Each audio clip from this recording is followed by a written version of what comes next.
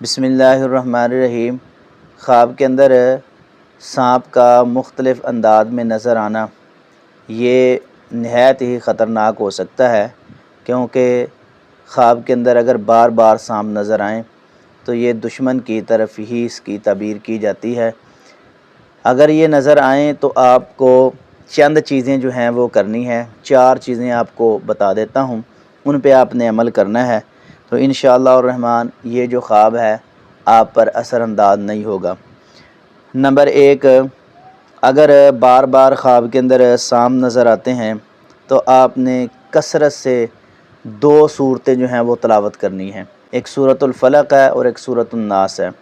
قرآن پاک کی آخری جو 2 صورتیں ہیں وہ آپ نے کثرت سے بسم اللہ کے ساتھ مکمل پڑھتے رہنا ہے۔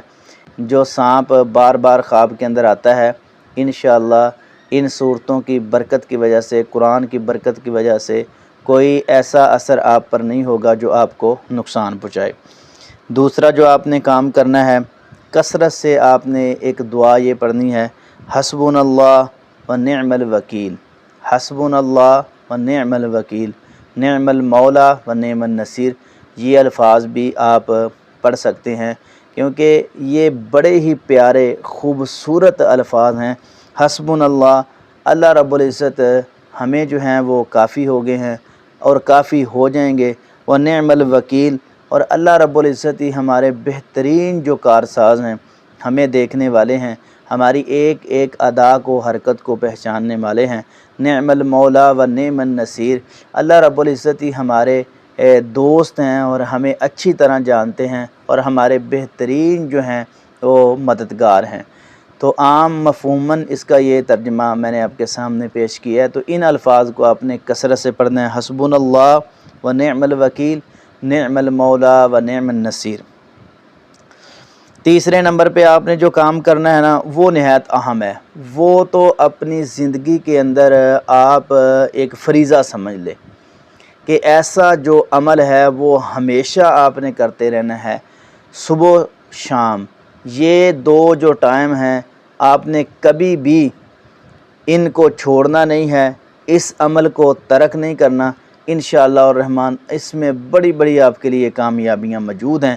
یہ نہ ہو کہ آپ ایک دن کریں دوسرے دن نہ کریں، تیسرے دن کریں چوتھے دن نہ کریں، نہیں، صبح و شام ٹائم نکال کر ضرور یہ عمل کرنا ہے۔ یہ عمل کیا ہے کہ صبح و شام کے اذکار ہیں، اذکار کارڈ مل جاتے ہیں آج کل، ضرور جو ہے اپنے موبائل میں جو ہے رکھے یا موبائل میں گوگل سے آپ صبح و شام کے اذکار جو ہیں وہ ڈاؤن لوڈ کریں تو ان کو اپنی زندگی میں اپنائیں۔ انشاءاللہ الرحمن بڑی بڑی مصیبتیں، تنگیاں، پریشانیاں جو ہیں وہ ان سے اللہ کی رحمت سے دور ہوں گی۔ نمبر 4 پہ جو آپ نے کام کرنا ہے، اگر ایسا خواب آپ کو آتا ہے نا تو آپ نے صدقہ ضرور کرنا ہے۔ کیا کرنا ہے؟ صدقہ خیرات کرنا ہے، کیونکہ نبی کریم صلی اللہ علیہ وسلم نے فرمایا ہے صدقہ مصیبت، تنگی، پریشانی، تکلیف کو دور کرتا ہے۔